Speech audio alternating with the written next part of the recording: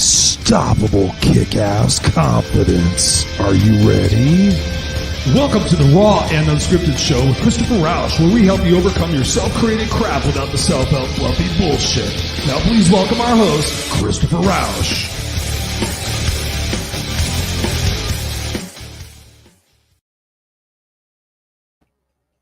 And please welcome our host, Christopher Rausch. Welcome, ladies and gentlemen, boys and girls. It is Tuesday night, 7 p.m. You're at your place for the Raw and Unscripted show with yours truly, Christopher Rausch, the place where I help you overcome your self-created crap without the self-help fluffy bullshit. Ladies and gentlemen, boys and girls, whether you're here live or on the replay, listening to us on the video cast or the audio cast, the podcast, thank you guys for being here. You guys are my misfits for life. You know that. And here we're talking about all things becoming kick-ass unstoppable, raising your vibrations, changing your confidence, and giving yourself the ability to be you in those moments and truly love from a point of clarity, specificity, and congruency. Ladies and gentlemen, Kelly's in the house. What's up, Kelly? Good to see you. Thank you for being here. She says, hey, Chris. Hey, Kelly. Thank you so much for being here. We're actually going to be talking about some good stuff here tonight that I know is going to resonate for you. So thank you for being here. Thank you all for being here, whether you're live or on the replay. If you're sitting here watching this, please, as always, engage with us. We appreciate your questions and your engagement. This show is live, and that's one of the reasons why I do this, is because I love that spontaneity. I love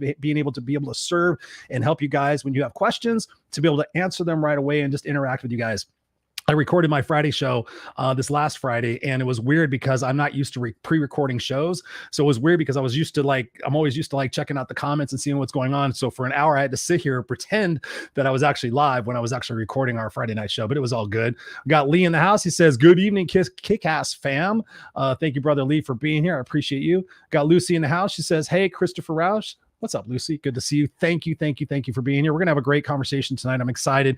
One of the things that I want to start off with before we do that is just to remind you of one of the things that I'm very, very passionate about.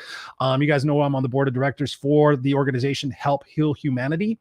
So if you go to helphealhumanity.org, we would love to have you become a part of our organization, whether it's a volunteer or whether it's on the board of directors, whether it's in some sort of specific. I'm really good at talking, you know that. And whether it's some sort of specific position within the organization, we have lots of available positions right now. So we would love to have you go check that out. So go to helphealhumanity.org and check those out. We appreciate you supporting Serena, myself, and the rest of the team. So go check that out. Another thing that I want to bring to your attention that I've been very passionate about lately, you guys know I'm all about helping people and giving people the access to get a hold of me as a life coach is sometimes challenging because some people can't necessarily afford a 6-month commitment, which is what I usually do for my coaching programs. And so to be able to get a hold of me and just ask me a simple question, I don't mind doing that. But one of the things that I'm really super passionate about right now is this app called Owl. You may have heard of it, may not have heard of it. It's kind of like the next Clubhouse thing. It's pretty amazing. I sit here and the app I have up, or the screen that I have up here right now, is, are you an expert? Get paid to share. If you happen to be an expert watching this show, you give some sort of advice, whether it's legal advice, technology advice, operations advice, whatever kind of advice you give that people would ask you a question for, you have an opportunity to get paid for that. And it's something that I'm doing now, and I met some amazing experts here. So if you're interested in becoming an Owl expert and getting paid for your time, it's literally basically like you go on, you click an app on your phone and you say, I'm going to go live for an hour, and you go live for an hour. And if somebody calls you, you take that phone call and you can charge them whatever you want for that particular 10 minutes or 20-minute segment. They can ask you a question. And if that question leads to more questions or enrollment in your coaching programs, you can do that completely offline and not have that become a part of what the Owl app does. So it's a pretty incredible opportunity to increase your income, to meet some amazing other experts, which is something that I'm just crushing right now. Just meeting a lot of great people, getting on their podcast, getting them on my podcast, talking about doing some collaborations. So if you're interested in that information, please direct message me. I would love to be able to give you that information and get you onboarded with that. So it's super exciting. It's nothing like that out there. I know that there's a lot of competitors out there trying to create something right now, but this is the one and only. So if that interests you, please reach out to me, and I would love to give you that information. So we got Mary Kay in the house. She says, good evening, fam. Thank you, Mary Kay, coming in from the other side of the world over in Canada. Thank you for being here. I know it's past your bedtime, so appreciate you being here. So without any further ado, we've been talking a lot about relationships lately. I did a solo show. I think it was last Tuesday on relationships. We've been doing some Clubhouse conversations on relationships. So it's very much the talk of the town right now because listen, I mean, with everything we've been going through with COVID and the lockdowns and everything else, and the way our work relationships have changed, being home with our loved ones, relationships are truly the key topic of discussion lately because a lot of people are reevaluating their relationships given what has gone on in the last couple of years. They're reevaluating everything. So in this conversation tonight, I'm pleased to have one of my friends and one of my guest experts that I go to for relationship advice. And her name is Dawn Rishard. Dawn, welcome to the Raw and Unscripted show, my dear. How are you doing, darling? Hello, Christopher. I'm so happy to be here with you finally. Woohoo! Yes. I apologize. It's way long overdue. And like I had told you before, all in divine timing. It's so funny because I realize that I've had this show for going on for so long, but yet sometimes I forget to ask the people that I know right in front of me to be a guest on my show. So I'm like going through and I'm like, I haven't had you on the show. I haven't had a couple. I have had Princeton on the show. I haven't had a couple other people on the show, but I know I've had Lee on, but we're going to be able to just have a great conversation tonight. We've got Shy D. I hope I pronounced that correctly. What's up? She's coming into us from YouTube. She says, hi, Chris. So glad to catch you live. Thank you for being here. And Lee says, hi, Dawn. Hi, Lee. Hi, Mary Kay. Welcome. Just for you guys at home watching this or listening to this, Dawn and I have been friends for quite some time here. We met on Clubhouse probably over a year ago, and we've been a part of some incredible conversations in Clubhouse. The times we used to go 2 or 3, 4 hours at a time. And I'm so excited to get you here on the show and have you as an expert based on the conversation of relationships and self-love. So my first question for you, my dear, is given everything that I just talked about in the fact of what we've gone through in the last couple of years with COVID, the strained relationships, people just really doubting themselves and just a lot of stuff going on. What has this time done for you? What clarity, what lessons have you learned during the last couple of years that you'd like to share with everybody tonight? Well, first of all, I wanted to say, am I that self-help, fluffy bullshit kind of person? No, that's Lee. That's my brother, Lee. I'm like, I don't think I'm quite as kick-ass as you, but... You rock and roll, girl. You rock and roll. You bring the goods. Okay, this is so, bizarre and ironic, but during this whole last 2 years, I thought, thank God I got divorced 2 years ago. So you're glad you got divorced before all this happened? Yeah, it was really hard when I was married. I was married for 27 years and we struggled a lot. And I've been doing this work for almost 20 years, helping couples heal their relationships, helping couples create better marriages, helping couples heal from betrayal, affairs, addiction, depression, all sorts of things. And in my own marriage, it was just like this power struggle so many times. And so when we got divorced, he moved out the year before we got divorced. We got divorced in 2019, which was 8 months before this whole lockdown thing, 9 months before this whole lockdown thing. Mm-hmm. And I thought, I have so much compassion for the people that are still struggling and in the house locked in with the people that they don't want to be with, honestly. Isn't that crazy? And I thought, this kind of situation, it's like a come to Jesus moment for everybody. Like, what's really going on? What's really important? What's meaningful in your life? And it really makes you face the reality because you can't hide. People hide all the time. And I think that's why people just stay married for a long time. They just like, oh, I'll live my life. You live your life. But for me, you said, oh yeah, the last 2 years I've been talking, we've been talking about relationships. Like I've been talking about relationships my entire life.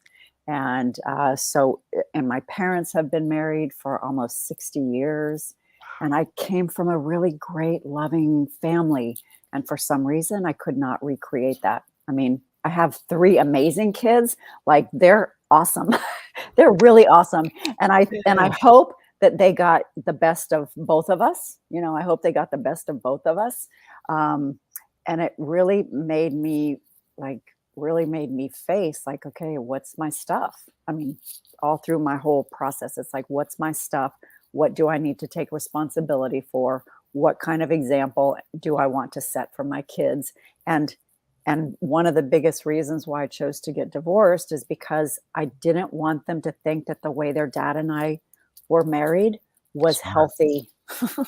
Was healthy. I mean, we have love for each other, but it was not healthy and it was not constructive. And there were so many times where there was just so much tension and stress and chaos in the house. And I was like, if I don't do this for me, Right. then I feel like I wouldn't give them permission to do this for them later, So I wanted to say, we messed up. We did a lot of things wrong. I mean, hopefully we did also a lot of things right because they are amazing kids. But this is not the love marriage example that I wanted to set for them. So in the last 2 years, you went from 27 years of marriage, being in the house, raising kids and everything. So the last 2 years to being isolated, what's that been like for you?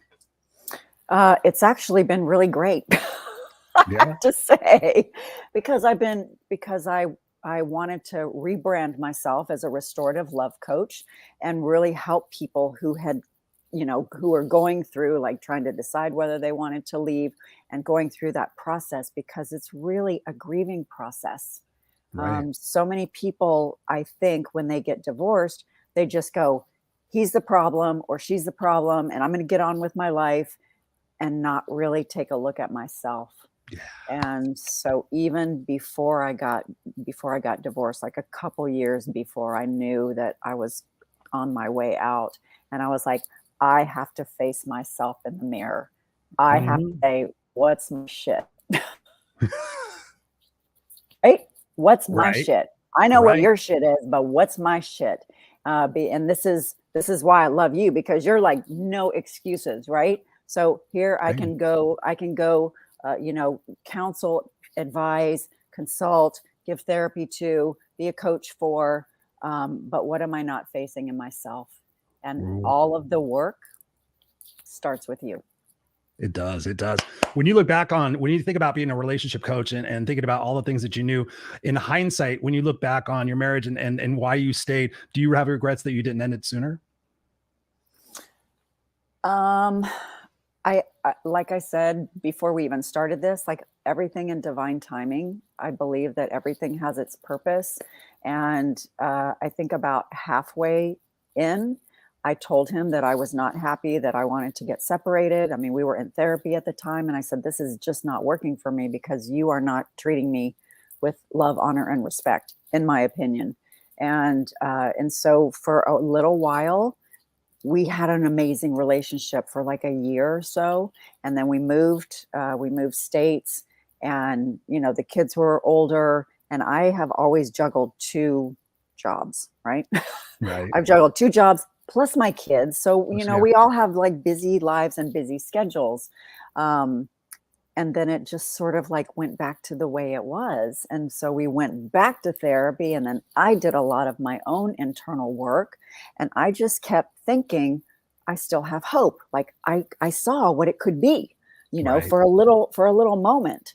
And, all of the good things that I love about him, all of the great things, that attracted me to him. It was like, there was all of that, right? That kept me sort of hanging on to, we can do this, we can figure this out. And I'm a pretty optimistic, positive, and very, very patient.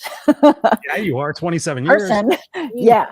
And I mean, when I told him that I wanted to get divorced, he's like, well, you're giving up on us. And I was like, it's been 25 years. I'm pretty sure I'm just making a different choice for myself, because we all deserve peace.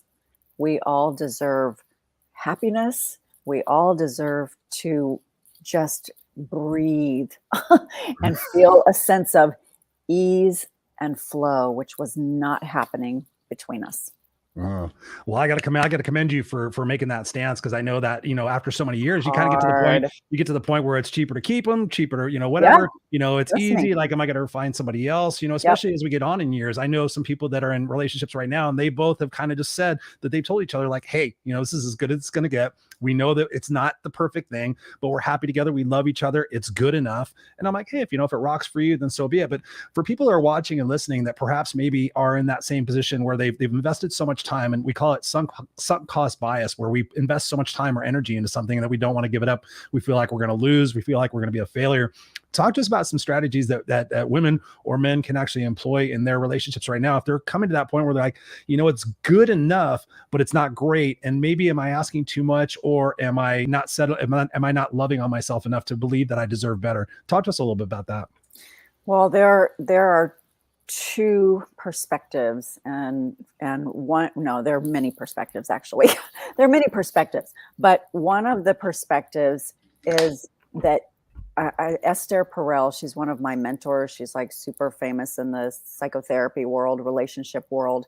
And she says, really, every relationship should be an annual contract with an option to renew. Ooh, tell me more about that. Yeah. Yeah. So you can create, everybody's life, goes up and downs, has ebbs and flows, good times, bad times, great things to celebrate, and then things that you really struggle with, hard times, hardships. And you have to be a person who takes responsibility for all of it. So like when I'm struggling, I need to process that. I need to, and this is hopefully what you can do with your partner, that you can say, hey, I'm having a really hard time now. I am feeling, lost. I'm feeling abandoned. I'm feeling unsupported. What can we do? What can we do? Because yes, I have to take 100% responsibility for my part of this, but you as my partner should want to support me, should want to help me through this, should want to help me feel better, should want to help me feel that you are my safe container. You are my rock. You are my soft place to land when I'm finished dealing with all the shit of the day, that I can come to you and we can be okay. That we can say we've got each other. Right. And it goes both ways, because everybody has their different, cycles. And there is no perfect relationship. Mm-hmm. Every relationship is its own unique story, right? Every relationship has its own unique struggles based on how you were brought up, what you learned about love, what you learned about communicating, what you learned about problem solving, what you learned about either being hopeful and optimistic and getting through stuff, or, oh, this sucks and it's never going to change. And, we can't do anything about it. I mean, a lot of it depends on your attitude. Big time. So do you have an attitude of gratitude and appreciation and thanks for the things that your partner is doing in good, in good ways? Right. Or do you just complain about everything?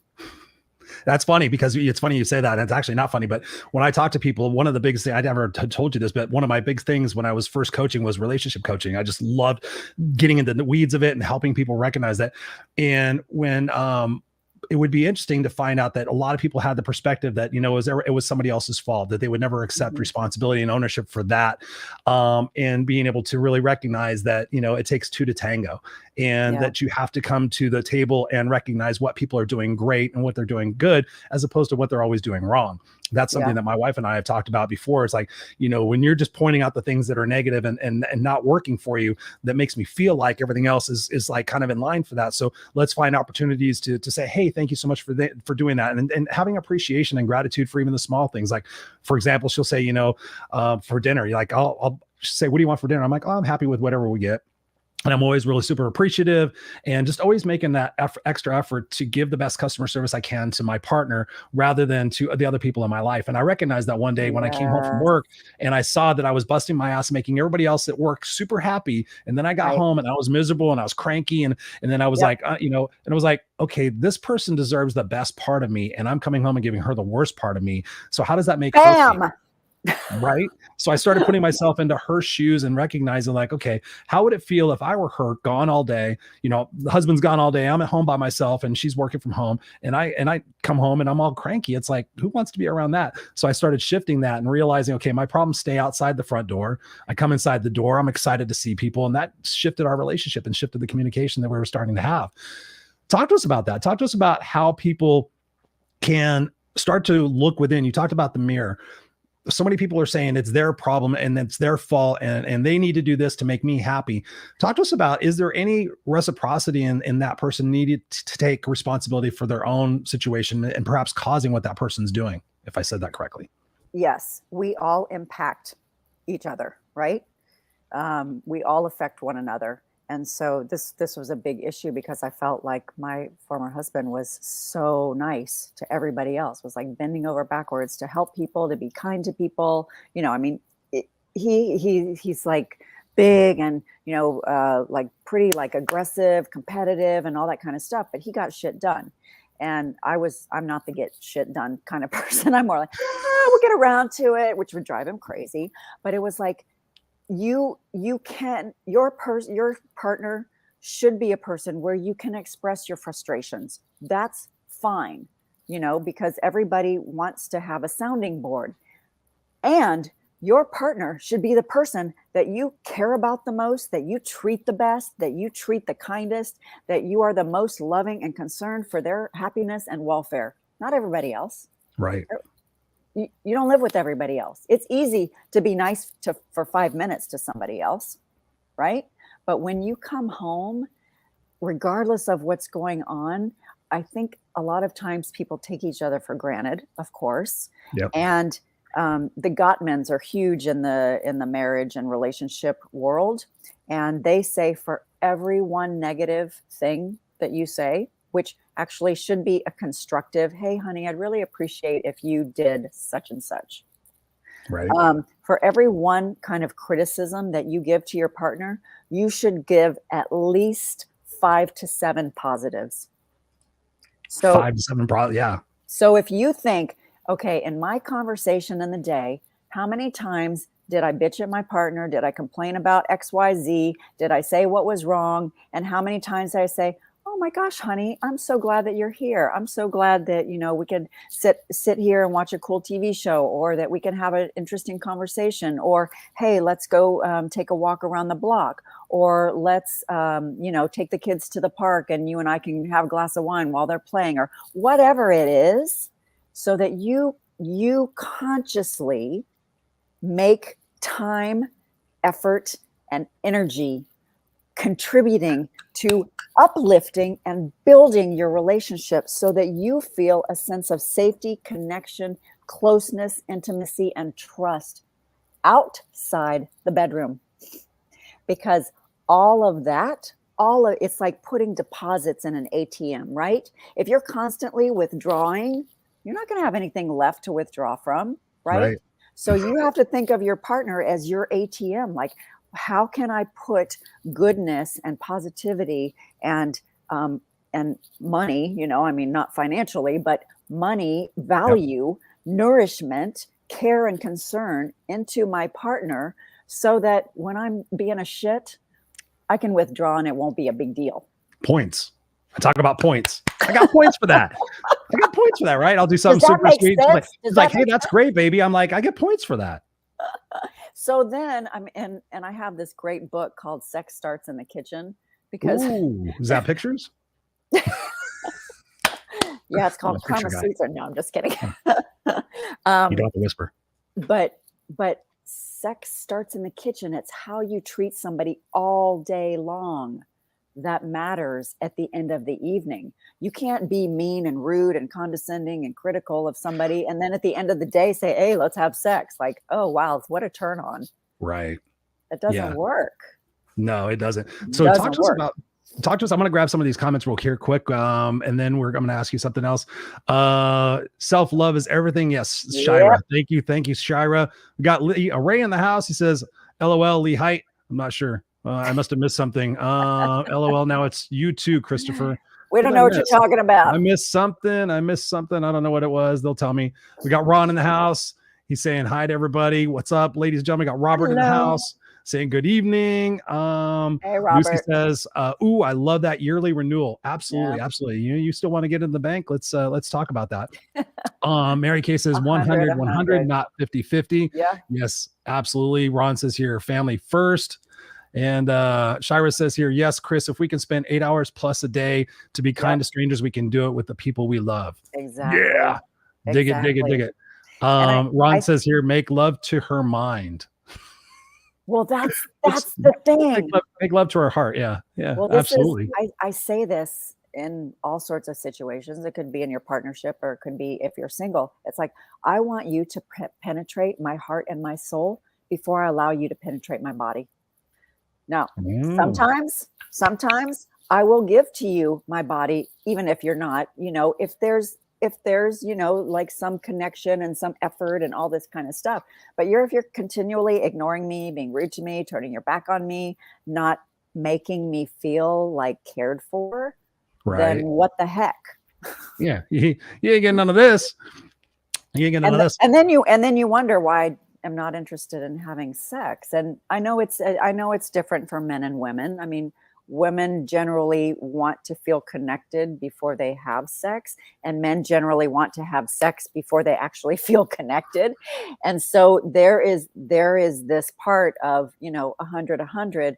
I'm going to give to you sometimes, even when I'm not really interested. I'm going to join you at the table, and maybe we'll see if things, maybe I'll take a bite. It might lead to something. It might lead to the whole gourmet course, or fast food or whatever. And sometimes I may do that for you, but you should also want to meet me where I am. So it's like, I think a lot of times people give in the way that's meaningful to them. And what you really have to do is find out what's meaningful to your partner. And I know some people say, well, I'm realistic. This is just how I am. I can't change myself. Bullshit. So maybe you can't change your personality, because we have our personalities, we have our ways of showing up in the world, we have our gifts and talent. But if something is important to my partner and I'm saying, screw you, I don't care, what does that mean? Yeah. That's right. That's headed for a disaster.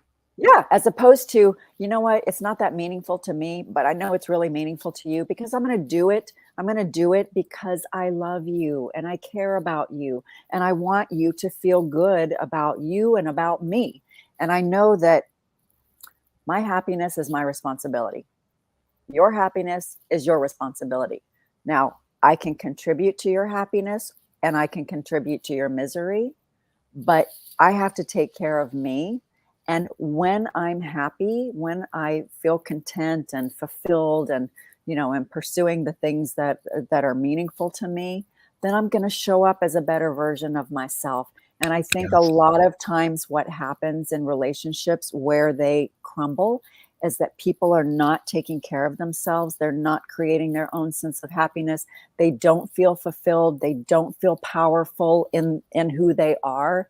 They're struggling with a lot of doubt or insecurity, or, a myriad of issues that perhaps they've carried from the past, from their relationships of origin. Perhaps there have been struggles at work. And all of these things, you come and say, I'm really having a hard time with this. Can you help support me? And it's not, I'm going to give you advice and tell you what to do as your partner. It's just, I'm going to hold space for you, like the stranger on the street that I hold the door open for because I want to be polite and kind. Right. This is what you have to do with your partners. But it goes both ways. It has to be reciprocity.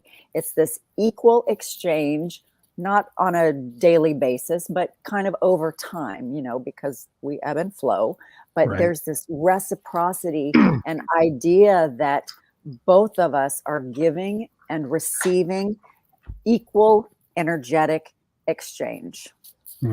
I love that, Dawn. I love that. And you said something in there that I want to touch back on, is that self-love component. I see a lot of people in relationships, they get into relationships and they don't necessarily love themselves like the full 100%, but they put so much love into the other person, kind of hoping that love is going to reciprocate back and fulfill that empty part of them. Talk to us about how important it is to have that self-love first, and how perhaps that people who don't necessarily have that self-love can develop that now, whether they're in a relationship or before they get into their next relationship. I believe that our relationships are the containers to help us heal whatever is going on, whatever wounds we're feeling, if we're feeling a sense of sadness or loneliness or abandonment or whatever. So our partner will trigger the shit out of us. So I am worried about being abandoned. he's probably going to turn away from me and ignore me for quite a while. And I'll be like, what are, I'm feeling that sense of abandonment. What's going on? And I can get desperate and anxious and whatever. But that's part for me to heal, but it's also part for me to talk about and say, you know what, this is coming up for me. It's reminding me of the past when I was abandoned by my dad or whatever situation. It should have this open communication of what's going on for me internally and how that's impacting you and me, and what you're doing, how that's impacting me because I'm triggering you and you're triggering me. And how can I hold on to myself, love myself, care for myself, be my safe and secure place while you're dealing with your stuff, and then be a container for you when I'm triggering you and you're dealing with your stuff. How can I provide that same space? There has to be this really open and honest communication, ongoing communication, and curiosity about what's going on for me, what's going on inside of me, what does this mean, what do I need to learn, and for you to say, how can I help support you through this? So that it's always a sense of we're creating a safe container to do this work together. Because in every relationship, it's not just you and me, it's you and me plus the third entity, which is actually like this expanded. I say 1 + 1 does not equal 2. In a system, it's 1 + 1 equals infinite possibilities. True. I love what you're saying there. I want to switch gears here for a second because I'm thinking back to a question that was asked last week on my show. I'm thinking about, okay, we've been in shitty relationships in the past, and what can you recommend to people who are watching who potentially can sabotage a relationship before it even happens? So for example, what do you mean? Pardon me? Yeah. What do you mean? Explain. Yeah. So people have been in narcissistic relationships. They've been in shitty relationships. They've been treated bad. They meet the perfect guy, but yet they're going into it almost like perpetuating that the same thing is going to happen again. Like they're sabotaging the relationship, thinking this guy is going to be an asshole. This person's going to treat me shitty. So they're already going in with their guard up and everything else. Talk to us about, when a bad relationship ends, what is that process somebody should go through so that they don't carry that with them to the next relationship? Grief, emotional release, processing, because with every relationship, there is a grief process, like it didn't work out, things weren't what I expected. And so you have to do your own internal work about what was in me that allowed this situation to happen, right? And I think a lot of times when you've been hurt in relationships, you can have a tendency to shut your heart. Yep. To close it off and say, forget it. It's too risky. It's too dangerous. I can't trust. I don't feel safe. But that's the internal work that you need to do, because if you don't open your heart, what do you have to give? Right. What do you have to give? Like you're cutting yourself off from the fullness of what you can give as well as what you can receive. It's like where your focus goes, energy flows. So if you're focusing on the fear, the anger, the resentment, the hurt, the judgment, the guilt, the whatever, then that's what you're going to stay stuck in. If you can learn to process all of that, like what does all that mean? What did it remind me of? What did it teach me? And how can I let that go? I call it like carrying your suitcases of negative emotions, like dragging them through your life. If you can learn to release the grip so that you leave that back there, so you're free to move forward with weight off your shoulders and your back and your chest and wherever that is. And you have this openness of like, you know what? It is risky to love. It's always risky to love. There are no guarantees, even if you're in a happy, committed relationship, there are no guarantees of anything. So if you come if you approach every relationship as an adventure, as an exploration of who are you in this relationship and who can you become in partnership, and just allow yourself, I want to give, I want to be loving, I want to be kind, I want to be compassionate, I want to be understanding, I want to be forgiving. Sometimes I'm a jerk, sometimes I need to ask for forgiveness. Right. And if you can just, I say, you don't look for the perfect partner, you become the perfect partner. And I don't mean perfect. Yeah. Right. Right. I don't even mean perfect. The best that you could possibly be. The best that you can be. Right. Who is my best version? And how am I showing up as my best version or my worst version? Ooh. Or where in between? I love that. I actually just learned, I'm glad you said that, Dawn. I just learned this recently. I was listening to Dennis Whaley, one of the greats of the motivational world. Yeah. I was listening to, he redid his, The Psychology of Success, one of his best-selling books. He did it on audio. He redid it. And in it, he's talking about his retrospective look on his life, not necessarily all of the stuff in the book, but he's also talking about his life. And he's thinking about his past relationships.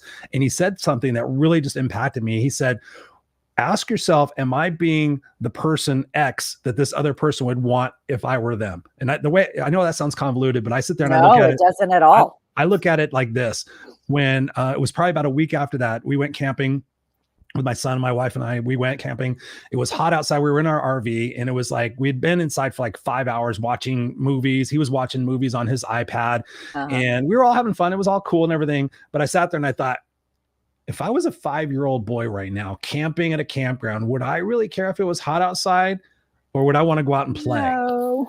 I immediately changed. I'm like, am I being the dad that I would want if I were 5 years old? And I answered myself and I said, no. And I said, hey, Jax, let's go outside. And so we went outside and ran around. And he said, Dad, it's hot. Let's go back inside. But I'm glad I said that, because I started recognizing when Dennis gave that advice, am I being the husband that I would want if I were my wife right now? Am I being the best friend? So I started putting myself into those positions, and it started shifting my perspective. Like, no, I'm not. I'm taking care of Chris right now, which is not a bad thing. But I think about it in terms of, am I being the best person that I could possibly be if I was that person? Help me shift my perspective on it. What do you think about that? Yeah, I totally agree with that, because that puts the responsibility on you. It's not like, well, you're not doing this, but it's like, what can I do differently? How can I contribute in a positive way? I break things down like basic. Is what I'm doing, saying, acting, how I'm acting, is this helping create a bridge of connection and closeness and intimacy with my partner? Good feelings, positive regard for my partner. Or is it creating a wall between us where we feel distant and disconnected and unsafe and not really trusting or not caring? Or, it's like, is it helpful or hurtful? Right. Bottom line, is this helpful or hurtful? I love that. Talking about shifting gears for a second, thinking about your coaching clients and the people that you've helped most recently, do you have a couple of success stories that you'd like to share of people who've had certain situations you've helped them, coach them through, and now they're on the other side of it, that you can share some success stories? They're all success stories. Of course. I was thinking, actually, there was one couple that I helped. They had an affair, and they ended up getting divorced, and I felt really bad because they were both good people, but the one person couldn't forgive the other person, and I think that's a big part of relationships. Why relationships break down is because there's built up anger and resentment, and a lack of forgiveness. And you know what? I say, he who didn't sin, cast the first stone, right? So it's like, we all have our shit. We all mess up. We all screw up. We all make bad choices, but we all deserve forgiveness. We all deserve second chances, third chances, fourth chances, as long as we are trying to take responsibility for changing and making better choices and creating more intimacy. And so much, like this one woman that I'm working with in particular right now, I'm working with her and her family, and they've experienced a lot of drama and trauma in their lives. And a lot of times it's like I'm going on autopilot. I'm just forgetting about the past. And, I just try to stay in the moment. And that's all well and good. But if you're not acknowledging what you've been through, if you're not acknowledging how that is still impacting you in ways that you're behaving and the ways that that's impacting your relationships, then nothing's going to change in your system, right? So that's that part of taking responsibility and saying, there are some things that need to be healed in your heart. And I say, like, I've always kind of done this and said this. My kids are like, Mom, you're so creepy and weird. As I go up to people. I don't think I've ever heard that on the show yet. Mom, you are creepy and weird. The first time on the Raw Unscripted show. Please go on. Sorry. Because I'm super, super touchy-feely. I'm very, very affectionate person. Even if I don't know you, if I met you and we were just having a little conversation, I would probably put my hand on your shoulder, on your arm. And sometimes, occasionally, I have actually put my hand on somebody's chest that I just met. And my kids are like, Mom, you're weird and creepy. That's weird. You don't know these people. But to me, it's like we all carry this sense of delicacy with our hearts, because we have experienced drama and trauma and hurt and heartache and challenges in our lives. And all we want, I think, is to be acknowledged and to be seen and to be cared for in ways that either we're not caring for ourselves or other people who claim to love us are not caring for us. And so if we can learn to really get in touch with our emotions and honor our emotions for what they're trying to teach us and how they're propelling us to grow and evolve into kinder, more loving, compassionate, understanding, forgiving people, this is the work. So it starts with you taking care of your own heart and Yes. then extending that same grace to others. Yes. That's why I'm so glad you said that, Dawn. That's one of the big lessons I learned in my first marriage. It was, we got married super young anyway. I mean, I was 18 years old, but one thing I learned out of that relationship was it was always Chris and Tammy. Mm-hmm. And I gave up, I sacrificed a big majority of who I was because she didn't like my sense of humor. Oh, you're being stupid. You're saying stupid things. You're saying things that, so I just started slowly whittling away at who I was, shrinking down. Yep. She had trust issues, all these different things. It was just like, okay, I had to go over and above to make sure she trusted me and all these different things. And not that I ever broke her trust. It was crazy. So when I got out of the relationship, I didn't know who I was anymore. Yeah. And so I vowed from that point moving forward that I would never lose my identity in that situation, that I would always look for somebody who was interested in having a partnership, but at the same time, still being their own individual person. And Yeah. I think based on the things, successful relationships I've seen, I think that is one of the keystones of having a successful relationship. What are some other big keystones in successful relationships? And talk about, as we go into new relationships, especially with social media and the catfishing and everything else that's going on, what are some precautions that people should take when they're getting into new relationships? Should we start checking people's credit scores? I mean, should we do background checks? Definitely, you should PI everybody before you go out with them. I mean, I'm hearing some pretty crazy stories from my female friends about, some of the stuff that's going on out there. But hit us with what you got. First off, I want to say, as far as sacrificing who you are, I think many, many people do that in order to accommodate the other person, in order to keep the peace, in order to, make them feel comfortable while you sit in your discomfort. And I don't think that's good relationship. I don't think I've been guilty of that. I don't think any partner should ever ask you to sacrifice who you are in order to make them feel better. It's like, but at the same time, like if I'm just a sarcastic jerk and I'm just constantly cutting you down, I mean, that's not cool either, right? So check your sarcasm and make sure that it's not like super biting and really hurtful, right? So there's a fine line with that. But you can sacrifice your time, your energy, and your effort, but you should never sacrifice you. Yes. Right. So that's the first thing. The second thing is when you get into relationships, every relationship, even ongoing ones, it should really be about curiosity and exploration. I'm trying to find out about you. I'm trying to see where we're connected, where we're aligned, where we have similar values, where we have similar goals, how I could be supportive of you, how you could be supportive of me, because we each have our own story, right? But how can we be supportive and sort of working side by side together, growing and evolving and creating something bigger than the two of us? But when you get into relationships, there are plenty of red flags that people will show you quite soon in the relationship, like, totally being disrespectful, being flaky, not showing up, not honoring their commitment they made to you, not keeping promises that they made to you.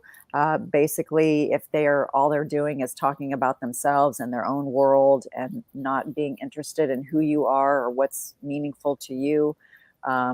If you go out to dinner and they're rude to the wait staff, if they're rude walking down the street, if they're in the car saying that, if they're like bashing people left and right, it's like, what is that about? So that's a red flag. People give you pretty good clues pretty quickly. And I have to say, there's one big issue in marriage that I was concerned about before I got married. And we had a big, long conversation about it. And he said, don't worry, that'll never affect you. But, famous last words. And so this was one of these fights where I was like, that's kind of a big red flag. But I just thought, I can love him enough, because he didn't come from a very stable family. I mean, even though his parents got divorced when he was young. And I mean, his mom and his brother and sister are good people, but there were a lot of, issues. And I thought, I can love him enough, and my family's stable, and this is really what he wants. And I can show him what a good family can be. And you can't fix people. You can't show them. You can't love people Every enough. once in a while you can. You can be an example. Yes, for sure. You can be an example for other people. But until and unless they're willing to take responsibility for doing their own healing work, then it's not going to work. And so now, when I think, like, I have bookshelves and bookshelves, right? Personal development, spirituality, relationship stuff, psychology, fluffy self-help bullshit stuff. I like that stuff now, Lee. So some entrepreneurial stuff. I mean, I'm constantly learning, growing. Like, I've always been this like seeker, right? Yep. Seeker Me too. of truth, or whatever you want to call it.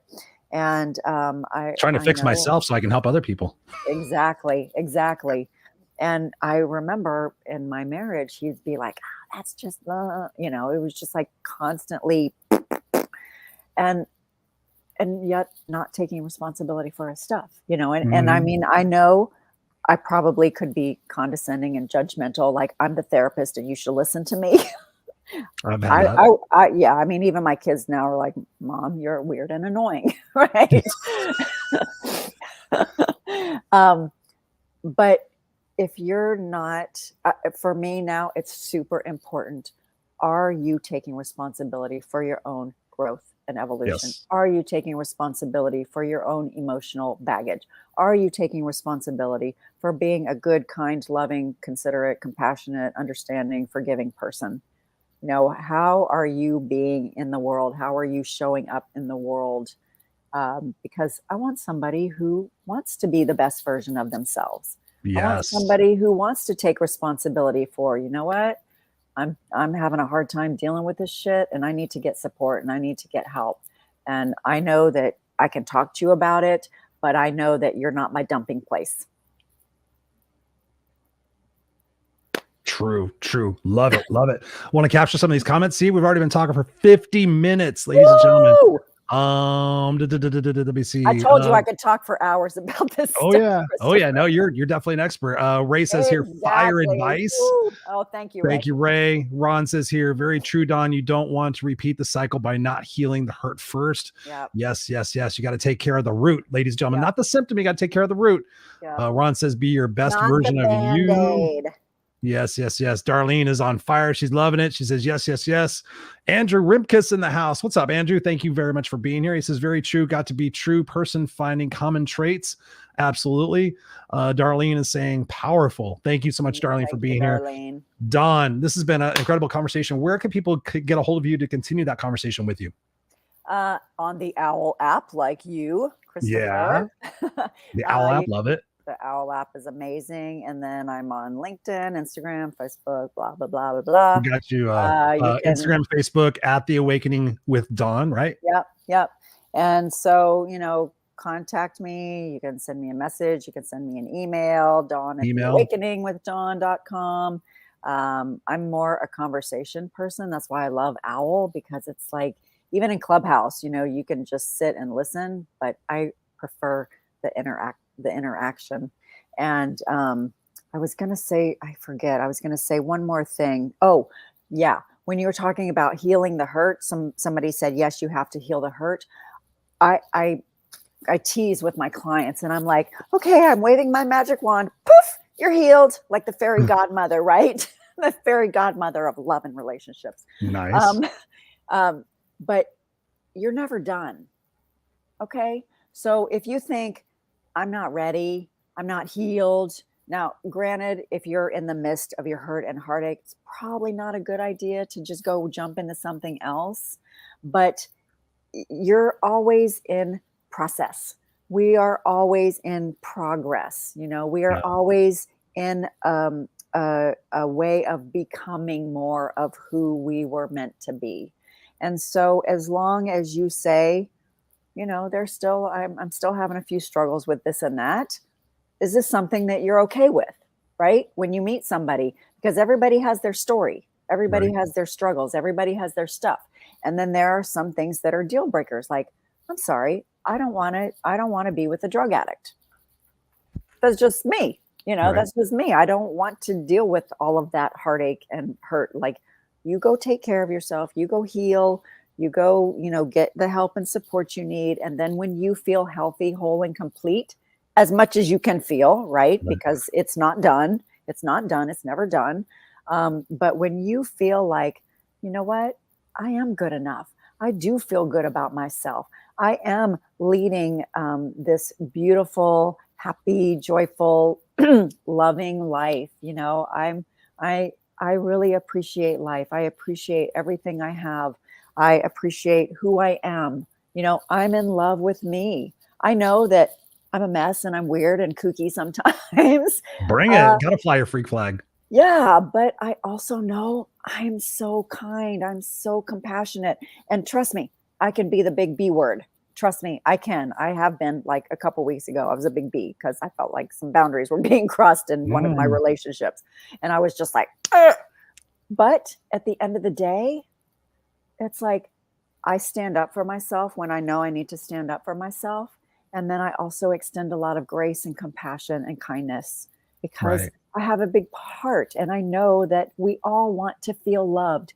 We all want to feel valued. We all want to feel important. We all want to feel worthy of being loved. We do, because we're part of this.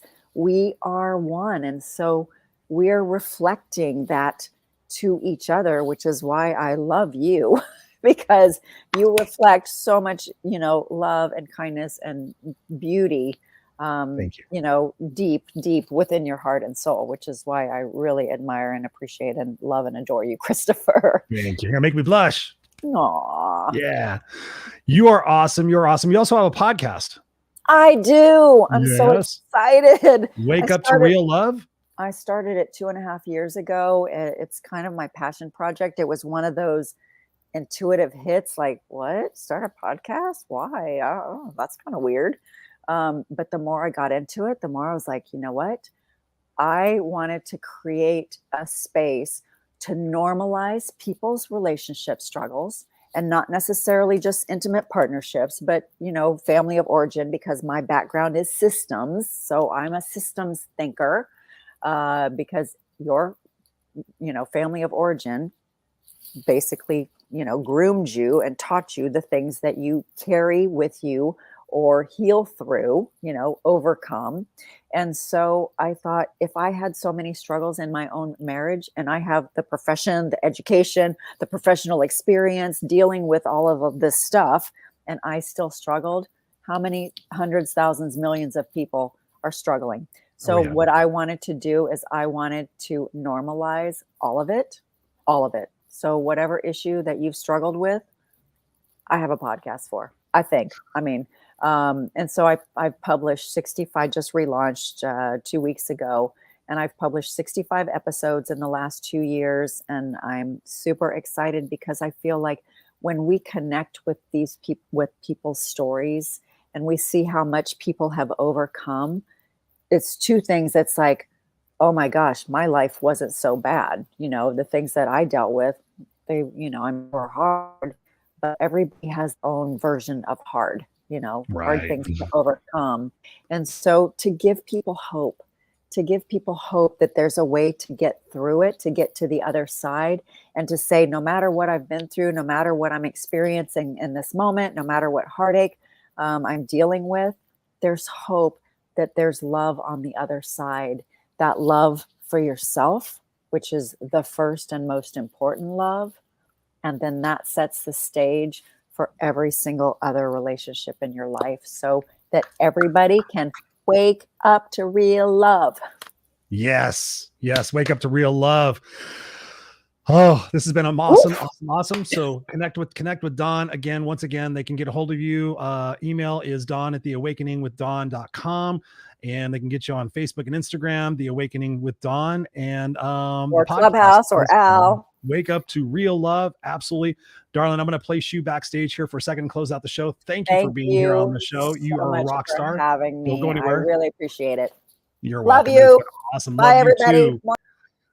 Boom. There you have it, ladies and gentlemen. Right under an hour, talking all things relationships with Dawn Rishard. Please take this opportunity to connect with her. I know relationships, but man, when you go in and you get involved with an expert, somebody you can see inside some of the stuff that's going on that maybe you're not aware of, truly amazing. Connect with her, and I promise you will have some enlightenment. We've had some great discussions. I've seen her in action in Clubhouse, helping and pouring into other people who are challenged. So she does have a huge heart, and she's zany as hell, which is awesome. That's what we look for here on the Raw Unscripted show. I can see her backstage doing a dance. So my big thing for you guys tonight. And thank you, Shira. Thank you for the hearts. Darlene for the hands up in the air. We got Ron says, thanks, Chris. Great. Sean, thanks, Chris. Don, great show. Ray gives a smiley face. Thank you. Darlene says, powerful. Please take from this conversation tonight that if you're in a relationship and you see that there are signs where you're not happy and things aren't changing, take responsibility. Take accountability. Is it going to be easy? No. Is it going to be uncomfortable, awkward? Yes. Is there an opportunity that somebody may yell and scream at you? Yes. But guess what? If they do, that's another sign. And if you get too many signs, maybe that's an opportunity for you to stand up and say, hey, listen, ladies and gentlemen, this has been enough for me. I'm going to move on. I'm seeing a lot of people in relationships that are not taking the responsibility to, number one, voice what they're frustrated with, and number two, to actually do the work themselves on the things that they need to recognize about, right? It always takes two to tango. So if you're in a relationship right now and it's not bringing you the value that you believe it can be, whether it's a professional relationship, a personal relationship, a romantic relationship, whatever it might be, accept responsibility and talk to that person and say, hey, listen, what are your expectations for me? That's something that we didn't even get into the conversation tonight. For me, I'm big on expectations. You've heard me talk about it on the show. So one time when my wife and I were having challenges, I took her out to dinner and I said, I want to know what your expectations are. What do you expect from me? Well, I expect this and I expect this. And I wrote down 8 things, ladies and gentlemen. And so then I took those 8 things and guess what I did? I focused on them. I focused on them. I made very big intentions on making sure that she knew that those 8 expectations were super important to me. And I recognized that they were realistic expectations. There was one that I was like, okay, that one's pushing it a little bit, but I'll do my best on that. And guess what happened? The relationship changed. The relationship grew stronger because I cared to invest that time and energy in that. Do that same thing for yourself. What are your expectations for yourself? Right? How many times do we really do that? How many times do we really recognize what our values are? And I recognize, are our values being broken? So guys, what you can do from this conversation is recognize when if you're in a relationship right now and it's going awesome, don't take that for granted. Check in with that person and see what it is that you can do to make sure that you're continuing to be curious, like Dawn said, continuing to take responsibility, continuing to have that open and honest communication. That is paramount. So do that. And there's some amazing books out there. I didn't bring them over here with me tonight, but one of them I shared last week on the show. It's called The 5 Love Languages. If you have never seen that or read that book, buy that book for yourself and buy it for your partner, read it together. And then when you're done, predict what the other person's love language is and see how that conversations go. I bought the book for my wife. We did that. And it was interesting because I thought she had a particular love language. I was in between 2 of them, but I had to pick one. We said we had to pick one and I picked incorrectly. So ladies and gentlemen, I think we both picked incorrectly, but it was a great conversation for us to say, hey, listen, where are you at? Where am I at? Where are we doing? Are things going good? So many times we just take it for granted and we just go, oh, it's just kind of a phase right now. Have those communications, have those check-in points, and make sure you're treating that person with the best possible customer service that you possibly can. Like we said at the beginning of the show, you guys are awesome. I appreciate you. Darlene says here, thanks y'all for holding this space. Darlene, we appreciate you checking in from Florida, East Coast. Got Ray from Louisiana. He said that advice was worth a listen. Expectations, what are they? You got to do it, boys and girls. That is the center punch of any conversation. Your work relationships, your boss, your friends, ask what their expectations are. See what it is. And if their expectations are unrealistic, then point it out and sit there and say, where can we meet in the middle on that? And if you can't meet in the middle on it, then maybe that's just the red flag you need to move on to the next relationship. I love you guys. I appreciate you. We're going to be back here again next week's Tuesday, 7 p.m. Pacific Standard Time. If you got value out of this conversation, please, please, please consider sharing this on your social media, saying, hey, I just watched this podcast or listened to this podcast or video cast, and here's something I got out of it. You might get the same thing out of it and more. I would appreciate that from you. That's the fee for paying for watching the show. I appreciate you guys. Definitely. Ron says, do the work. You got to do, brother. You got to. And Shira says, and don't forget, we are always growing and there is always an opportunity to learn from each other. Yes. I love you. I appreciate you being here on the show. All of you guys are awesome. And we'll be back here next Tuesday, 7 p.m. Pacific Standard Time, your place for the raw and unscripted conversations. If you guys have an idea for a guest or a topic, please let me know. I would love to have them on the show and talk about whatever it is that is important to you guys. Be sure to check out the Raw and Unscripted Club on Facebook, doing a lot more conversations in there and inspiring you guys there. And just appreciate you guys all day long, every single day. You guys are my misfits for life. I love you. We'll see you here next Tuesday. Go out there, be unstoppable and kick ass.